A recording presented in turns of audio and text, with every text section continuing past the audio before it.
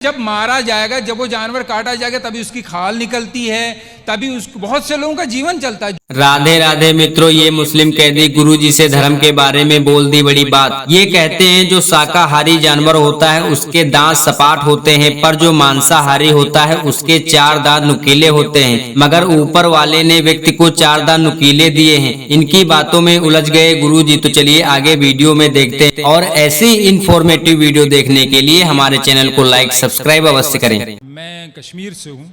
कश्मीर जी अब मैं प्रयागराज में रहता हूँ 20 साल से जी। सबसे पहले आपका और अधीक्षक महोदय का बहुत बहुत धन्यवाद, जिन्होंने हम लोगों को इंसान समझा।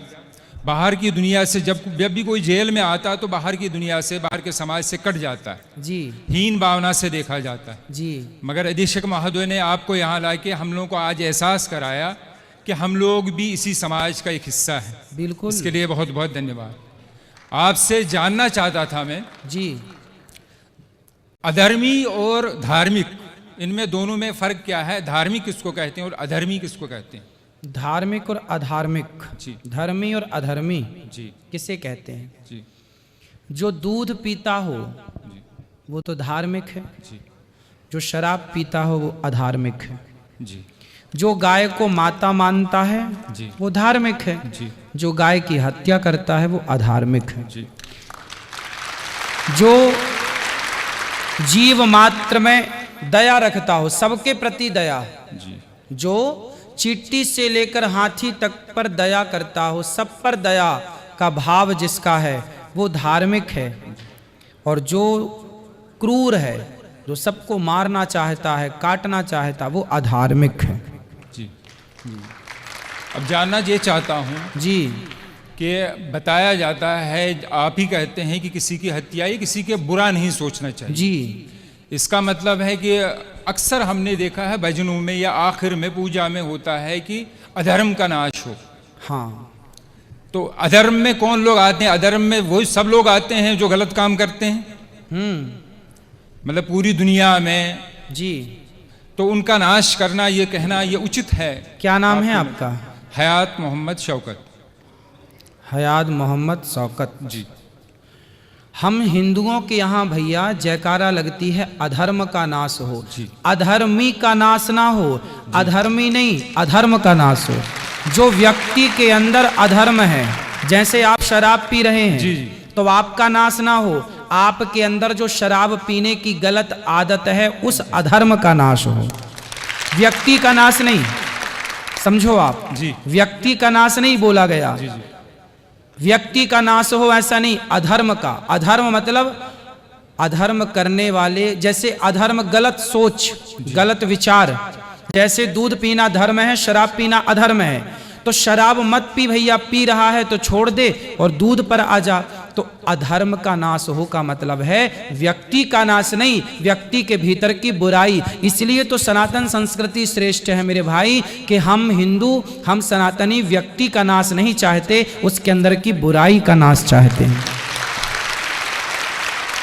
थोड़ा सा और समझ चाहूँगा मैं। जी, अगर आपकी नज़र में इसका अर्थ मैं इतना समझा हूँ, बड़े ही मतलब रेस्पेक्टली आपसे कह रहा हूँ मैं, जी, कि सनातन धर्म बहुत अच्छा है। जी, इसका अर्थ यही समझ पाया हूँ मैं, जी, जी, कि इसमें किसी की हत्या नहीं चाहते। बिल्कुल बिल्कुल। फिर हमारा देश ऐसा क्यों नहीं करता? हथियारों पे करोड़ों नहीं अरबों रुपया खर्च किया जाता हथियार खरीदने के लिए। ठीक है। किस लिए खरीदा जाता है हथियार जी, गुरुजी? जी, कि हम दुश्मन से अपनी सुरक्षा करें। बिल्कुल बिल्कुल। फिर ऐसा क्यों नहीं करते कि हम लोग सबको कहें, अगर मुझे कोई मारने आए, जैसे आप कहते हैं कि हत्या पाप है, अगर मुझे कोई मारने आए, कत्ल करने आए, क्या मैं उससे ये कहूं कि भैया मैं सनातनी हूं, तुम मुझे मार दो मगर मैं तुम्हारे ऊपर हाथ नहीं उठा सकता? ना, इसकी परिभाषा समझनी पड़ेगी। हमारे हाथ में यदि माला है तो समय आने पर भाला भी हो सकता है। यदि हमारे मन में, देखिए हमारे हृदय में दया है, हमारे हृदय में जी, दया है, कायरता नहीं है। हम आपको देखेंगे कि आप दया के योग्य हैं तो आप पर दया करेंगे, और यदि देखेंगे कि आप दया के योग्य नहीं हैं तो घर में घुस के हनुमान जी लंका भी जलाते हैं। नहीं, मुझे अभी सवाल करना है बेटा। हम यहाँ जेल में जी सब लोग जितना प्यार से सद्भावना से जेल में रहा जाता, मुझे लगता आजकल बाहर की दुनिया में नहीं रहा जाता। बिल्कुल सही कह रहे हैं आप। मगर यहाँ 2-3 दिन से मैं देख रहा हूँ, जैसे आप भी थोड़ा सा ये कह रहे हैं, कुर्बानी की बात उठी जी जी कि कुर्बान हत्या, बार बार यही बात आ रही है। जैसे मैंने आपसे कहा है कि अगर कोई भी, अगर हम अपने देशवासी सब लोग यहाँ के हमारे जो बड़े हैं, नेता हैं, प्रधानमंत्री हैं, वो अगर सब दूसरे देशों से फिर कहे कि भाई हमें हथियार नहीं खरीदने, हम सनातनी, हम किसी को नहीं मारेंगे, तुम भी हमसे दुश्मनी ना रखो। मारेंगे की बात नहीं है जी। हमारे भगवान श्री कृष्ण ने अर्जुन हथियार डाल दिए थे। जी मैं महाभारत नहीं लड़ूंगा। जी। आपने महाभारत के बारे में कुछ सुना है? अर्जुन के बारे में कुछ सुना है? हल्का हल्का थोड़ा सा। अर्जुन नाम के एक हमारे यहाँ भक्त हुए हैं। उन्होंने महाभारत का युद्ध हुआ तो उन्होंने हथियार डाल दिए कि जी मैं युद्ध नहीं करूंगा, क्योंकि सामने मेरे गुरु हैं, मेरे पितामह हैं, मेरे अपने भाई हैं, मैं उन पर कैसे धनुष चलाऊंगा, बाण चलाऊंगा। तब भगवान ने कहा तू क्षत्रिय है, कर्मण्येवाधिकारस्ते मा फलेषु कदाचन, तू कर्म कर, तू क्षत्रिय है, क्षत्रिय का धर्म है युद्ध करना।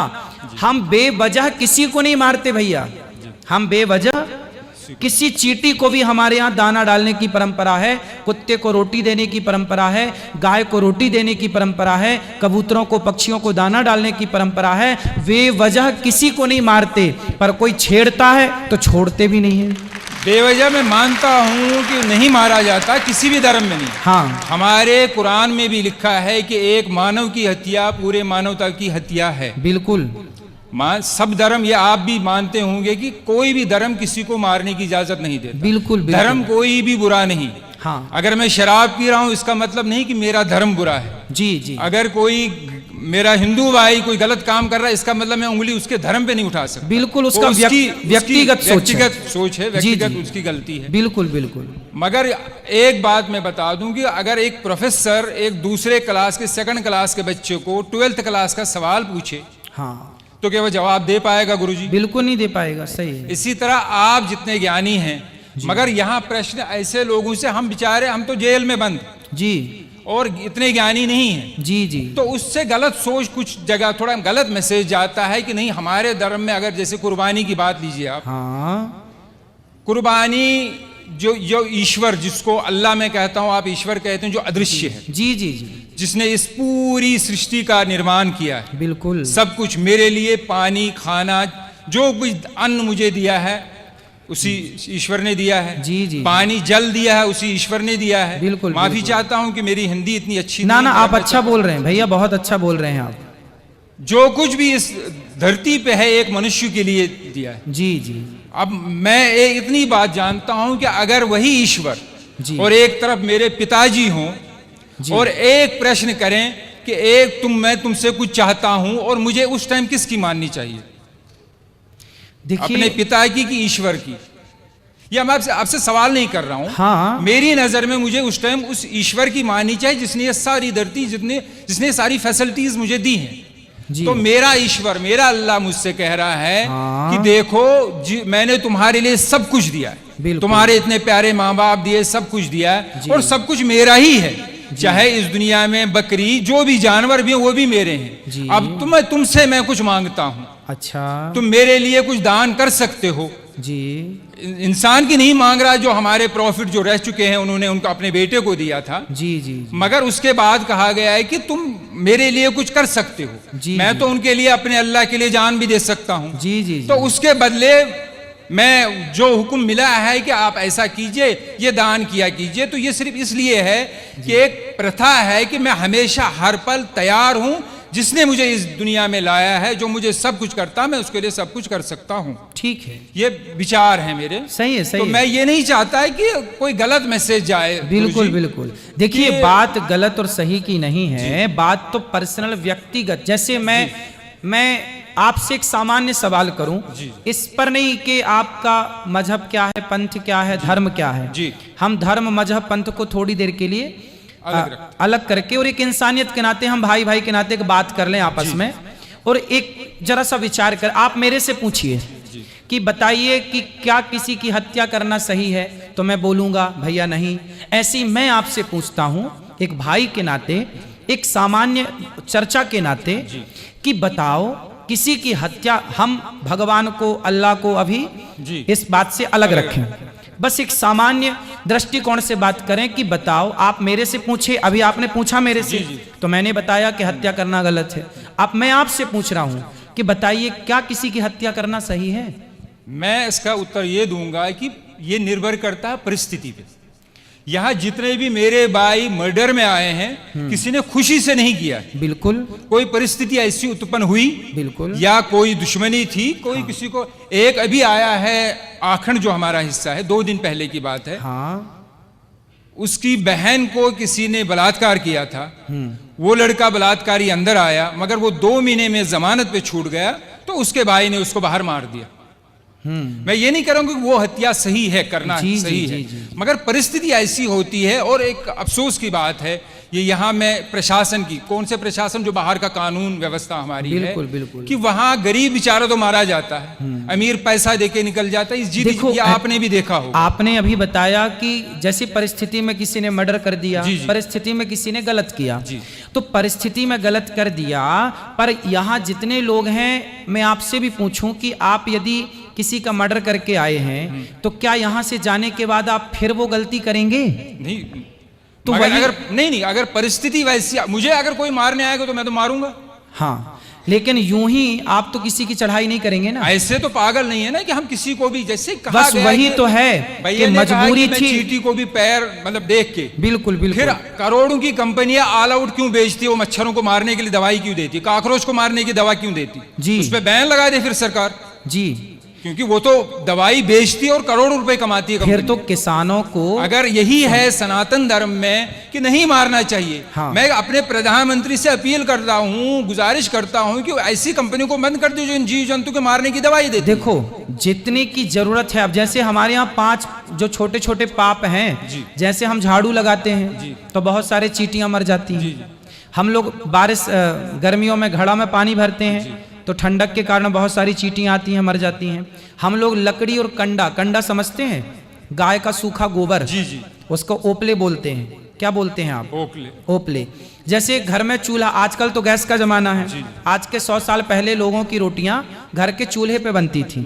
चूल्हे पर लकड़ी और कंडा, ओपला लगाया जाता था। उस ओपले में बहुत सारे जीव जंतु होते थे कि नहीं? तो वो मारे जाते थे जब हम रोटी बनाते थे। तो ऐसे कुछ सामान्य पाप हैं जो हमसे नित्य होते हैं। जैसे हम चल रहे हैं, चींटियां मर जाती हैं। किसान खेत में चने बोता है, इल्ली लग जाती है तो दवाई का छिड़काव करके इल्लियों को मारना पड़ता है। मारना पड़ता क्योंकि वहां मारने की इच्छा नहीं है, वहां पर मजबूरी है। बात समझ रहे हैं? किसान यदि इल्ली ना मारे तो इल्ली पूरी फसल मार देगी। यदि आप लकड़ी और कंडे की, चींटी और लकड़ी और कंडे के जीवों के लिए सोचें तो आप भूखे मर जाएंगे, रोटी बना ही नहीं पाएंगे।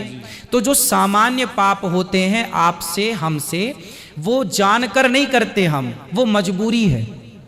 बात समझ रहे हैं आप? जी। वो मजबूरन करना पड़ता है। हम किसी को यूं ही नहीं मारेंगे, मजबूरन हमें, हमारी सेना बंदूक लिए घूम रही है ना, कि मजबूरन जरूरत पड़ने पर अटैक होगा। उसी तरह से हम जानबूझकर किसी को नहीं मारते, मजबूरी पे मारना पड़ता है इल्ली को, मच्छर को, मक्खी को। उसी तरह मजबूरी है तो इनको मारा गया। हम बेवजह नहीं मारते किसी को। बात ये नहीं है कि आप क्यों मारते हैं, बात ये है कि वे वजह क्यों मारते हैं। बस बात ये है, वे वजह। वही मैं भी कह रहा हूं ना कि ये गलत धारणा है कि हमारे धर्म में शायद किसी को बिला वजह मारा जाता है। जी। ऐसी धारणा बाहर न जाए। हर धर्म, कोई भी धर्म नहीं सिखाता। हाँ, बस बात भाई यही ताली बजा रहे हैं कि आपकी बात पे सही बात है, मगर किसी भी धर्म में, हमारे धर्म में, अगर ये मुझे एक, जिसको लाइफ साइकिल कहते हैं, जी, जीवन चक्र, जी, कि ये चीजें हैं। अगर पेड़ काटना भी पाप है, हाँ, मगर रबर, अगर पेड़ ना काटा जाए, रबर ट्री जो होता है, तो गाड़ियों के टायर नहीं बनेंगे। बिल्कुल, जिस वो आवश्यकता है। जिस गद्दी पे आदमी बैठ, आवश्यकता है, बिल्कुल, तो रीजन है। मगर जब मारा जाएगा, जब वो जानवर काटा जाएगा, तभी उसकी खाल निकलती है, तभी उसको बहुत से लोगों का जीवन चलता है, जूते चमड़े का कारोबार ये सब चलता है। तो उसी ऊपर वाले ने दिया है, उसी ने अगर हमें परमिशन दी है कि आप इसको मार के कुर्बानी या खा सकते हैं, तो इसमें मेरी नजर में कोई गलत बात नहीं। ठीक है, आप यदि रीजन दे रहे हैं तो ठीक मैं रीजन, मैं आपकी बात को काट नहीं रहा हूँ, ना। साइंटिफिकली एक प्रूफ है। हाँ। गुरुजी आखिरी बात कर रहा हूँ जी जी जी। कि जो शाकाहारी जानवर होता है उसके जो टीथ होते हैं, दांत होते हैं, वो सपाट होते हैं जी। और जो मांसाहारी होता है, चाहे वो कुत्ता हो चाहे वो शेर हो, जो मांस खाता है जी जी। उसके 4 दांत नोकीले होते हैं जी। मगर ऊपर वाले ने मनुष्य को भी 4 नोकीले दांत दिए हैं। रीजन यही है कि अगर सिर्फ दुनिया में, सिर्फ मैं मुसलमानों की बात नहीं कर रहा हूं, अमेरिका में क्रिश्चियन है, जूस हैं, जितने भी धर्म हैं, सब में खाया जाता है। क्या मांस? जी। नहीं तो मांस खाया, और हर किस्म का मांस खाया जाता है। मांस खाना सही मानते हैं आप?